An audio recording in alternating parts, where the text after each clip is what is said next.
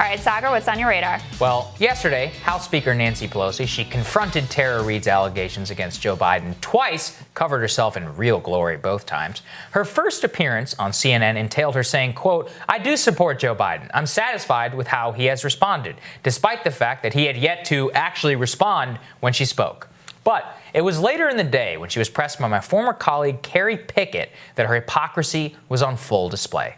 As far as Biden is concerned, how do Democrats square with the idea that they're essentially they're standing by Biden, but they're using a comparatively different standard with the Kavanaugh when you demanded a investigation on Justice Kavanaugh, when a very similar allegation came out on him. Well, let me just say, I respect your question, and I don't need a lecture or a speech. Here's the thing. I have complete respect for the whole Me Too movement. I have 4 daughters and 1 son, and there's a lot of excitement around the idea that women will be heard and be listened to. There is also due process, and the fact that Joe Biden is Joe Biden. There's been statements from his campaign, or not his campaign, but his former employees who ran his offices and the rest, that there was never any record. So let's break that down. First of all, where are all the outraged blue-check journalists of Pelosi for snapping at a fellow member of the hallowed press? But I digress.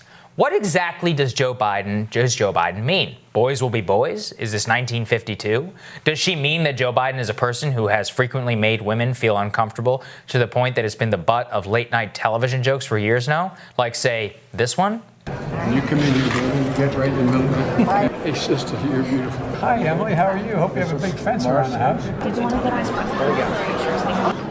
Can I go with Jess alone? Very good. Dad's going to stand pretty close. So. Let's get a picture.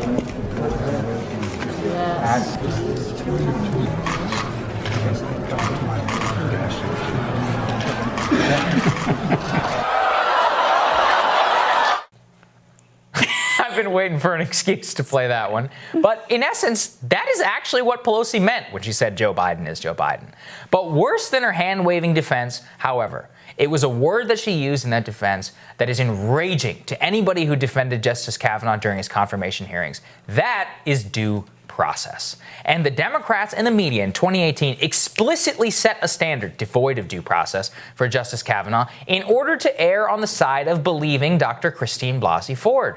They were so blatant about it that they published multiple think pieces and stories to that effect and settled on a line that due process is a legal term that has no place in a political debate. The only debate is whether you believe women or not, and that a confirmation hearing isn't a court of law. It's just a job interview, after all. Well, now it's their man's time in the barrel. They're right back to clinging on to the Constitution and regretting deeply the standards that they set less than 2 years ago. This is a presidential campaign, not a court of law, right? Who needs due process? Oh, so a few Joe Biden staffers came forward saying they don't remember anything is fine with you now, but dozens of associates of Justice Kavanaugh that attest to his character then? No. That was not enough. I know it may seem tiresome to bring the receipts on every single one of these hypocrites who flip-flop. It's almost too many to count at this point. I mean, 35 Democrats who've endorsed Biden now have contradictory statements on Brett Kavanaugh. Women's organizations who morally preened at conservatives just a year and a half ago are completely silent. Lawmaker after lawmaker, they seem to have no problem with the fact that there is literally tape of them saying something different not that long ago. And there's a lesson in this. It's a lesson about power. As much as I want to believe in this show and all of you and changing the record, it's just not enough. It took the media more than a month just to gin up the courage to ask Joe Biden about this allegation. Think about that. That is the bare minimum. These media organizations and Democratic politicians served covering up for Harvey Weinstein, Jeffrey Epstein, Bill Clinton, sexual predators. They can carry on with their moral preening. They survived, and they still will. And the lesson for people on the right was clear after Brett Kavanaugh. They will stop at nothing to destroy you. But it was hard to make people understand that because of the shrieking moral outrage that we heard from the establishment left during those confirmation hearings. And as I said yesterday, now we have the proof, side-by-side video. We know that they will still carry on the next time around. But we have an option now to opt out forever. These people can never be taken seriously again, and they should be actively fought against for power in our political discourse. And Crystal, that's something that I've really felt watching the MSNBC interview this morning. And I said this during our A block in our discussion, which is that this is like a manufacturing consent type moment. The Joe Biden campaign sets the terms of how they want their allegation to be vetted. Then the media, aka Mika Brzezinski, who has said nice things about Joe Biden. By the way, she did a good job. She did press him, but she pressed him within the framework on the battleground that he wants to fight. Yes. And that is the first and only time that MSNBC viewers will have an honest vetting process of all of this, and they can pat themselves on the back and say, hey, look, he handled himself okay. I don't think he did that great of a job. He didn't. He stumbled and had a weird silence moment, but he survived, and that's all that it takes for them. They can pat themselves on the back. They can say, we vetted these claims, and they'll never even know the totality of the story. And so my proposition after all of this is to just say no more. The idea that these people should have power in our political discourse, MSNBC, the fact that they were able to swing an entire Democratic primary election is terrifying. How much power, how much viewership that these people have, we have to opt out. That's really how I feel, is because, and I want to get to this, is at the time, so many on the right made all of these concessions. They were like, oh, well, we got to give Dr. Ford a hearing, and we have to do all these interviews, and we have to genuflect about how we do believe women, and we don't know how to vet all these things. And they bent over backwards. And as I was saying at the time, and the real lesson is, look, they'll never change. Playing ball with these people, I don't think it's worth it. And I think this may have changed in the past day, since they all got basically called out by Ben Smith of the New York Times. But, yesterday, as of the time of his column publishing, no one except for Fox News had even reached out to Tara about doing an interview. Obviously, we did an interview with her here 34 days ago. 35 now, actually. 35, yes, thank you for the update. More than a month ago, we'll just go with that. And she wanted to. She told Ben, I wanted to find someone, a network, somebody who was down the middle who could just give me a fair hearing. She turned down Fox. She doesn't want to go on Fox News. But, and that is very telling, too, is if you're philosophy is believe women and women deserve to be heard, why is it that the man gets to set the terms of the debate and gets to have the interview first? That now Tara, if she's brought on to MSNBC at all, has to respond to him and has to have the terms of the debate set by the man, the powerful man who she is accusing. So I think that's an important piece. I think there's also an important there's a new narrative developing. One of the other things that, that Mika wasn't able to do or didn't do in this interview is she didn't bring up any of the corroborating evidence that Tara has backing her up.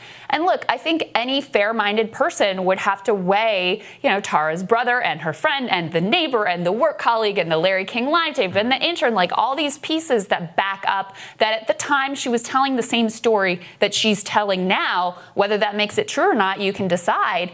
But when you stack that up against the weight of the evidence that Christine Blasey Ford had, Tara has more, just objectively. Yes. And yet the take that I'm seeing is, but Dr. Ford was so much of a more credible accuser. What does that mean? Well, it's partly obviously partisan hackery. That's obviously part of it.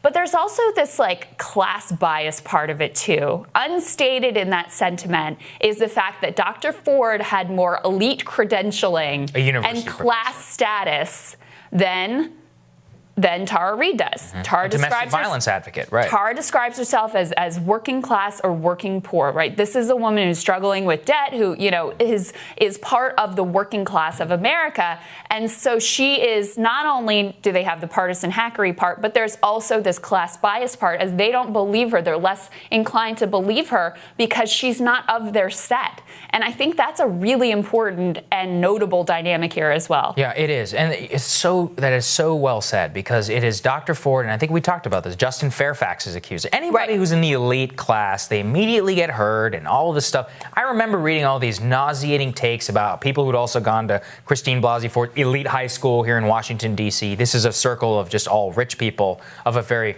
rich pedigree. And yet, somebody like Tara Reid comes forward and she doesn't get the same hearing. They dismiss her. They don't take her as seriously. And, this is the other thing. Tara Reid believed in this. And that's part of what I want to get at. She gave an interview to BuzzFeed News, says that she cried tears after Stacey Abrams came forward and said that she basically said, I don't believe Tara Reid. The New York Times has disproven her allegations.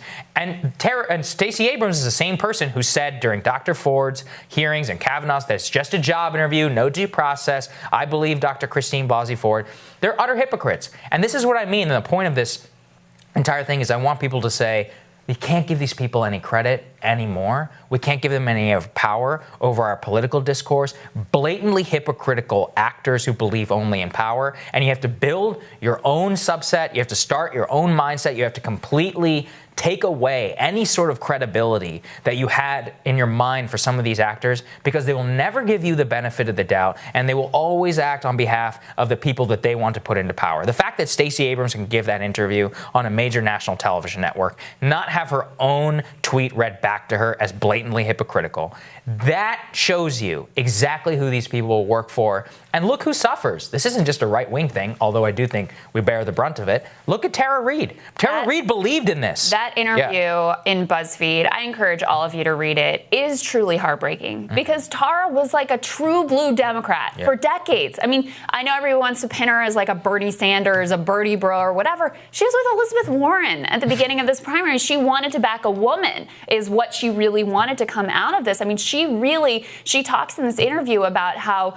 during the Kavanaugh hearings, she always heard this like right-wing talking, the media just covers up for Democrats. And she's like, that's just a Republican talking point. Now she's like, I'm living it. I see it. I can't believe it. And it's sort of like, it's actually heartbreaking to see her own process of disillusionment and disappointment in figures that she had truly admired. Yeah. And I think that is one of the most sort of significant parts of this is you do see so clearly revealed what this was all about from the start. And for those of us who do care about Me Too, who do believe women and that women don't come forward easily with these claims, who believe that we should consider these things when you're considering the moral character and the way that someone would wield power if they were to hold this office, like this is absolutely devastating because none of these people will ever have a shred of credibility again. They won't, and they shouldn't. All right, I'm looking forward to your radar next, Crystal.